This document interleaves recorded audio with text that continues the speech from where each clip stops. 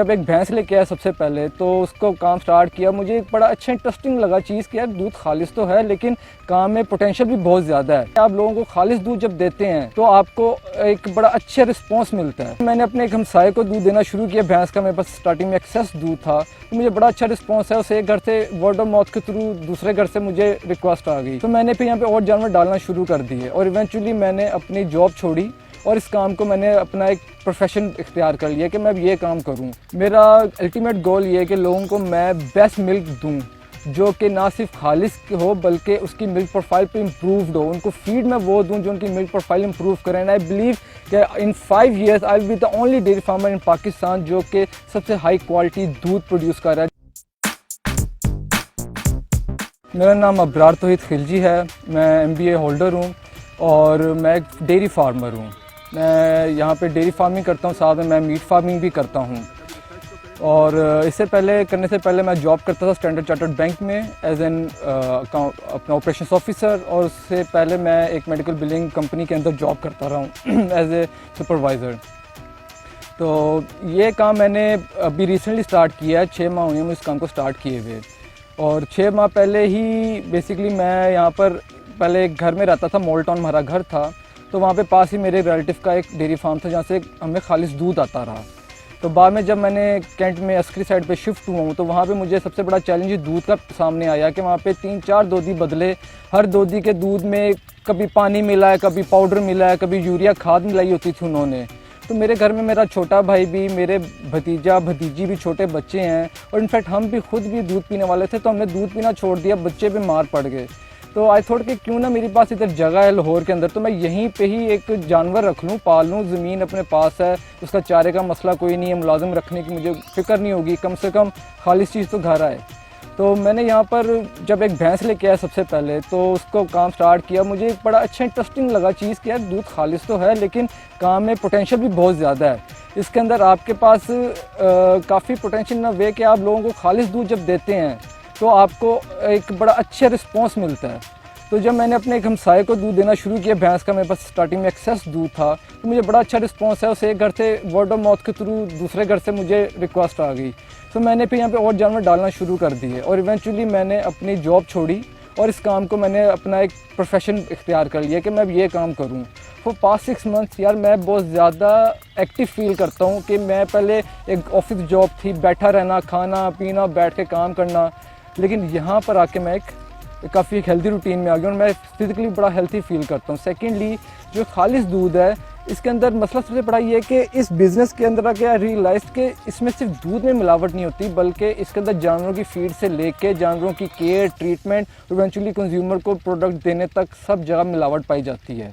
जो लोग टीके का दूध पी रहे हैं, हार्मोन्स के टीके का, फिर पाउडर डिफरेंट टाइप के डाले जाते हैं, खादें मिलाई जाती हैं, प्रिजर्वेशन के लिए डिफरेंट केमिकल्स मिलाए जाते हैं इसके अंदर जो कि हमारे बच्चों की सेहत के लिए भी नुकसानदेह हैं, उनकी मेंटल फिजिकल ग्रोथ के लिए भी नुकसानदेह हैं। सेकेंडली इनमें से जब क्रीम निकाल लेता है दोधी तो वो औरतों के जो कैल्शियम का इशू बनता है औरतों को, स्पेशली मदर्स फीडिंग मदर्स को, उसके लिए भी वो फ़ायदेमंद नहीं रहता।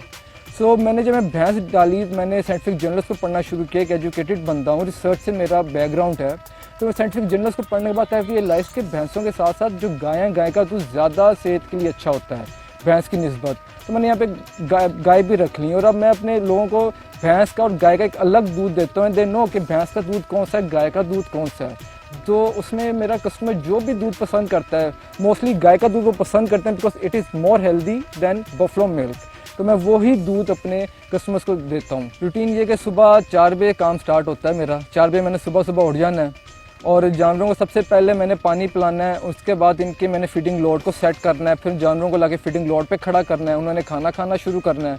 जब वो खाना खा के फुल हो जाते हैं फिर उनकी मिल्किंग होती है, मिल्किंग के बाद उनको फिर थोड़ा पानी पिला के एक ठंडी छाँव वाली जगह पे, आजकल गर्मी है तो छाँव में उनको दरख्तों के नीचे बांध देते हैं। आफ्टर दैट उनको फिर उनका वंडा एक दिया जाता है जिसमें गंदम का दलिया हो गया, ऑयल सीड केक्स हो गए, फिर कोड लिवर ऑयल हो गया, मस्टर्ड सीड ऑयल हो गया, ये उनको दिया जाता है दोपहर को खाने में।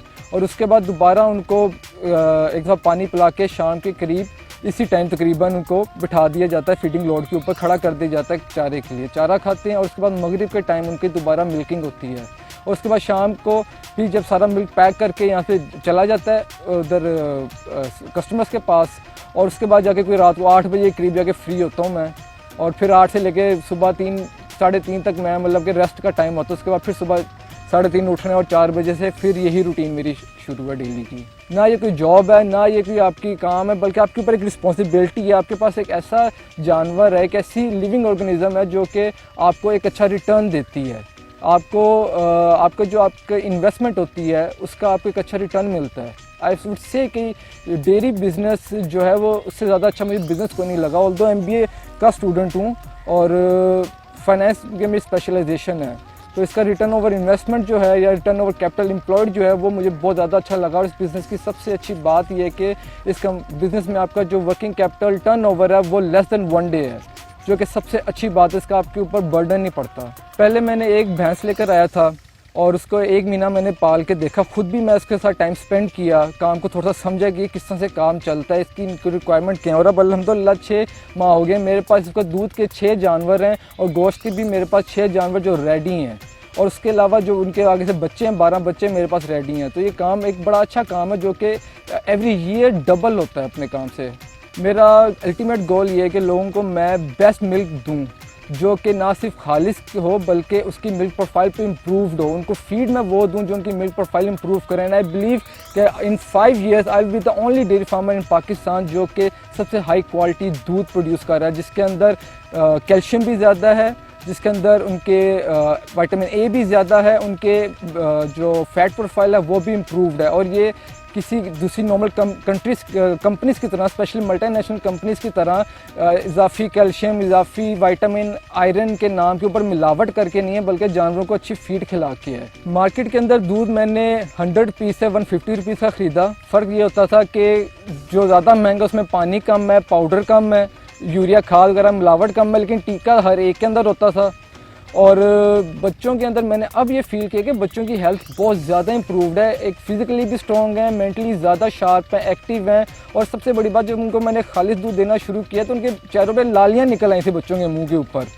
तो आई बिलीव के जो ये मिलावट का धंधा है उसको करके भी आज तक अपना महल नहीं बना सका।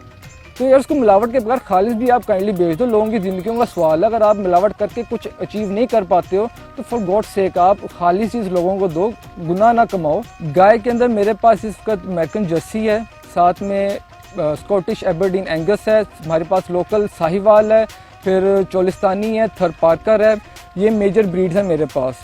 अब इनके अंदर जो थरपारकर है और चोलिस्तानी है स्पेशली, वो गोश्त का जानवर है, उनकी feed to body gain ratio ज़्यादा होती है रिलेटिवली। जो साहिवाल की है, अमेरिकन जर्सी है, एंगस है, इनकी फीड टू मिल्क रेशो ज़्यादा होती है।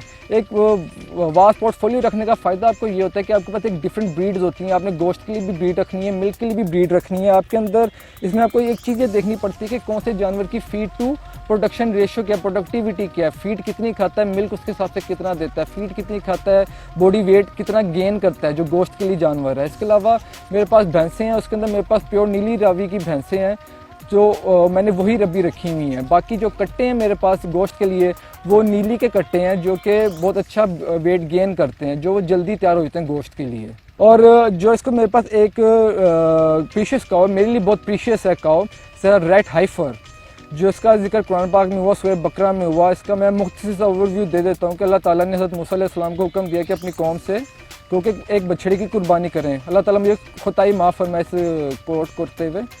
तो हज़रत मूसा अलैहिस्सलाम ने जब अपनी अवाम को खुदा ताला के हुक्म का बताया तो अवाम ने उनको तंग करने की नीयत से मुख्तलिफ सवाल पूछना शुरू कर दिए कि किस रंग की हो, उसकी उम्र क्या हो, चाल ढाल क्या हो, खाती पीती क्या हो।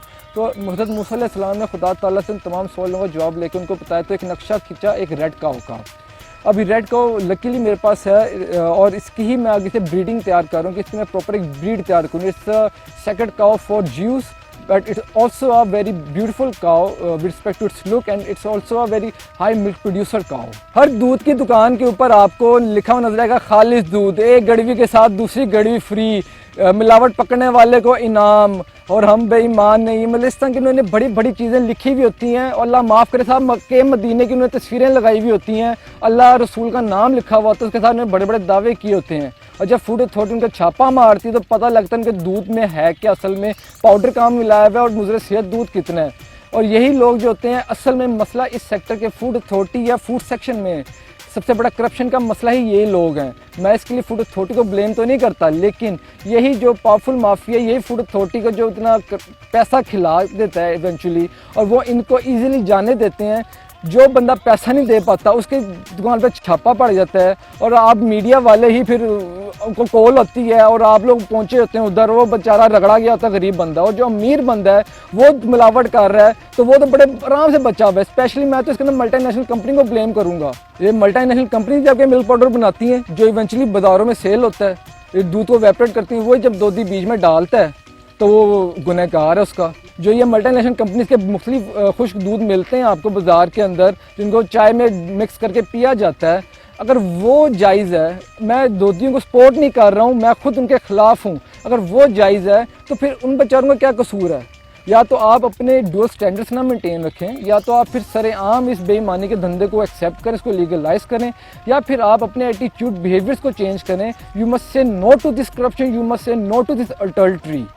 तो आप खालिश दूध का तो लोगों ने आज तक देखा नहीं हुआ। इनफैक्ट भैंस का अगर खालिश दूध हो तो उसका अगर आप घी कभी निकालें तो बिल्कुल ट्रांसपेरेंट है ना। आई बेट कि पाकिस्तान में कितने बंदे हैं जिन्होंने ट्रांसपेरेंट भैंस का घी, दूध का घी देखा हुआ है। गाय के दूध के जो मिल्क फैट्स हैं उनका मोलिकुलर साइज जो है भैंस के फैट से काफ़ी कम होता है, जो कि इजीली आपके आर्टरीज में से बाईपास होता है, उससे आपको कोलेस्ट्रॉल का इतना इशू नहीं होता। और सेकेंडली जो इसका गाय के दूध में जो कैल्शियम है वो ज़्यादा ईजिली आपकी बॉडी अब्जॉर्ब करती है रिलेटिवली टू भैंस के दूध के। जर्सी बेसिकली ब्रिटिश ब्रीड है, और इसके अंदर पाकिस्तान के अंदर बहुत रेयर है प्योर जर्सी। जो मोस्टली जर्सीज पाई जाती हैं वो आती हैं क्रॉस होती हैं, जो कि लोकल जो ब्रीड्स हैं उनके साथ उनका क्रॉस किया जाता है। तो प्योर जर्सी पाकिस्तान में बहुत ही ज़्यादा रेयर है, लेकिन इसका दूध जर्सी का तमाम जो गाय हैं उनके दूध में सबसे ज़्यादा रिच जर्सी का दूध होता है, सबसे ज़्यादा कैल्शियम इसके दूध में, सबसे ज़्यादा हेल्दी फैट इसके दूध में होता है। अगर आप देखें जो लोग अपने जानवरों को फैट्स बढ़ाने के लिए ज़्यादा गर्म ग़िज़ाएँ बहुत ज़्यादा देते हैं, उनके जानवरों को एसिडिटी होती है जो कि इनफैक्ट उनके दूध पे वो चीज़ अफेक्ट करती है। सो हेल्दी दूध के लिए सिर्फ दूध का खालिश होना काफ़ी नहीं है, जानवर की फीड बहुत मैटर करती है, उसकी हेल्थ बहुत मैटर करती है। अनफॉर्चुनेटली मेरा जितना भी एक्सपीरियंस रहा है सरकारी और जितने डॉक्टर्स फिरते हैं वो सारे डिप्लोमा होल्डर्स हैं, उनको चंद बीमारियों के नाम पता हैं, उनको चंद दवाइयों के नाम पता हैं।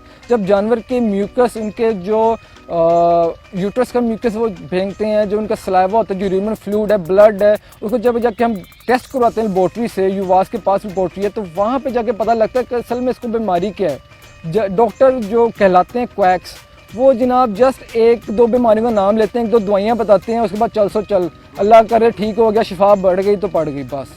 दवाइयाँ को इंसानों को नहीं बख्शा जाता, 2 नंबर दवाइयों से, तो जानवरों का तो आप पूछें ही ना। उनकी दवाइयाँ आपको बहुत ज़्यादा 2 नंबर दवाइयाँ, जाली दवाइयाँ मिलती हैं। आप पैसा खर्च करते रहते हैं दवाइयों के ऊपर, उनकी आप वैक्सीनेशंस कर रहे होते हैं, लेकिन at the end result zero होता है उनका। सो उसके अंदर आपको बहुत मुश्किल से, बहुत ही कम जो ट्रस्टेड डीलर हैं वहीं से आपको इनकी दवाइयाँ असल मिलती हैं, बाकी उसमें भी 2 नंबर दवाइयाँ पाई जाती हैं। डेयरी फार्मिंग का इस वक्त पाकिस्तान के अंदर, पाकिस्तान दुनिया के टॉप 10 सबसे ज़्यादा आबादी वाले ममालिक में शुमार होता है इसका, और यहाँ पे दूध की खपत इतनी ज़्यादा है कि उसकी सप्लाई को मेंटेन रखने के लिए पानी मिलाना और ये पाउडर मिला के उसकी क्वांटिटी पूरी की जाती है। पाकिस्तान में इसको दूध की डिमांड बहुत ज़्यादा हाई है, और जिसकी प्रोडक्शन सप्लाई है वो उतनी ज़्यादा नहीं हो पाती है।